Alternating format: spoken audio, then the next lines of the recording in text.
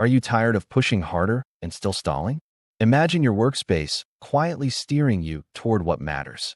No pep talks, no heroic willpower, just cues that move you before doubt wakes up. Today we rebuild your defaults. We'll lower friction for the right moves and raise it for the wrong ones.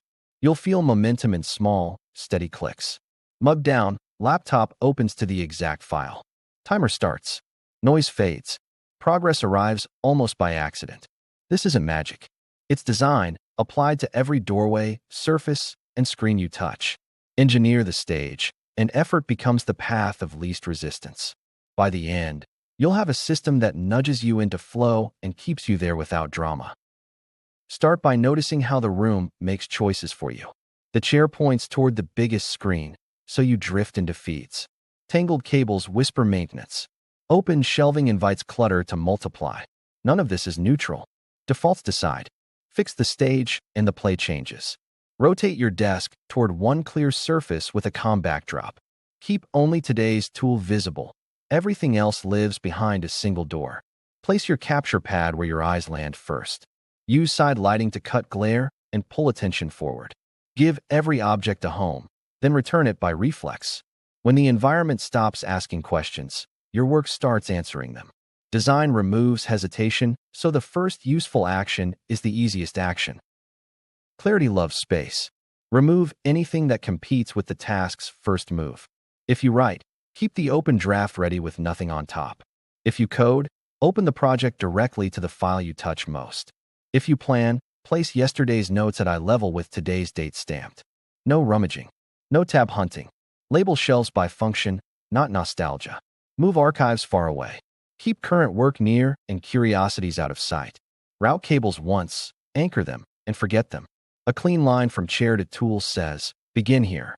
Your mind follows that line like a rail into motion, reducing excuses and sharpening intent every time you sit down. Give the work visible breathing room, and it will breathe back into you. Now sculpt a focused zone. It doesn't need drama, it needs inevitability. One seat, one surface, one device mode. Ambient noise low and steady. Warm light at golden hour or soft side light when the sky is gray. A visible timer sets intent without ceremony. Headphones within reach, but not begging for use. Calendar blocks protect the stretch. Phone placed outside reach, screen down. Build gentle walls against interruption. Enough friction to slow a wandering impulse. When distraction knocks, it meets distance, not willpower. You return to the track with minimal cost, and keep moving while attention is warm. Keep the door ajar, the chair aligned with the task, and the background simple. Your senses learn the routine and stop scanning for novelty, freeing fuel for depth. Design the path into work. A start ritual primes the engine without thought. Fill water. Sit. Press one key. The system opens your sprint board and the next ticket. A 2-minute checklist lights the route. Open doc. Start timer. Outline 3 bullets. Write imperfect first lines. Action before evaluation. Place the charger, reference book, and sticky notes where reaching them doesn't twist focus. Friction belongs around time traps, not tools. Make scrolling inconvenient.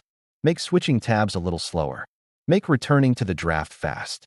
Tiny rails beat raw motivation. When the runway is short and clear, you lift off quickly and return to cruising altitude after bumps. Your posture settles, your breath evens, and the work meets you halfway. Now make the digital world match. Clear the home screen to calm. Remove icons that shout for attention. Group utilities off the landing page. Pin only the work launcher, notes, calendar, and focus timer. Set notifications to summarize on schedule, not interrupt live. Silence badges.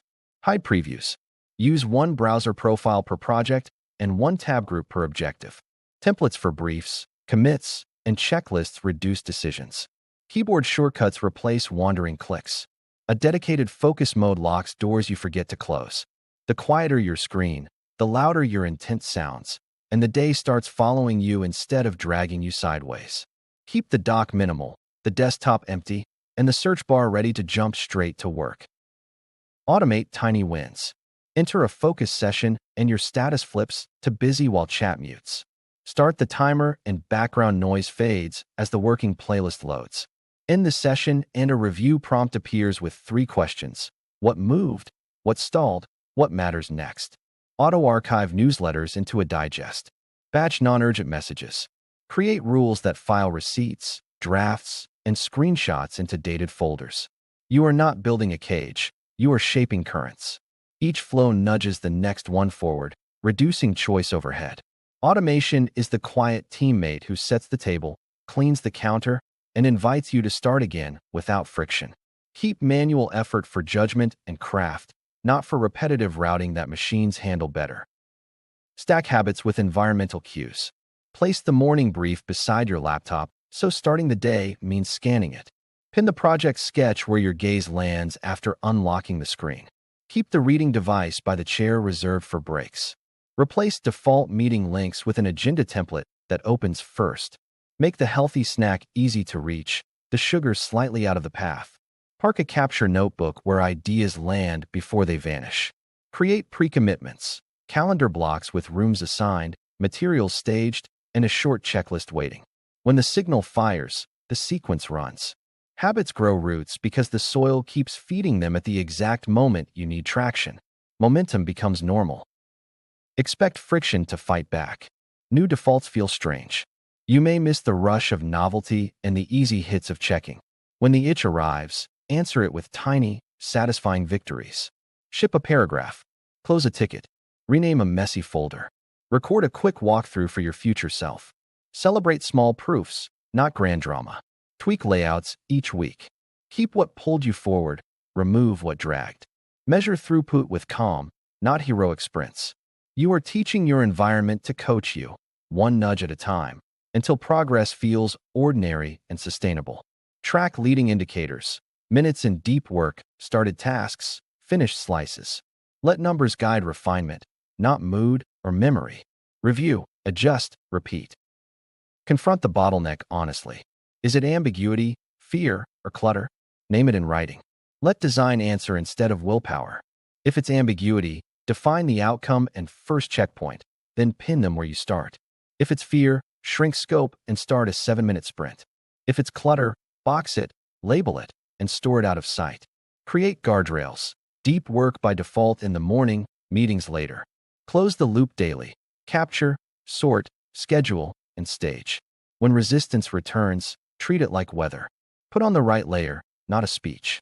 The point is momentum, not performance theater. Keep the next visible step ridiculously small, so starting remains easier than stopping every single day. Finish with an audit and a promise. Walk the path from door to deliverable and count the steps. Remove one, then remove one more. Do the same on your screen, from unlock to first useful keystroke. Reduce hops. Tighten cues. Raise the trip cost to distraction. Review every Friday. What nudged you forward?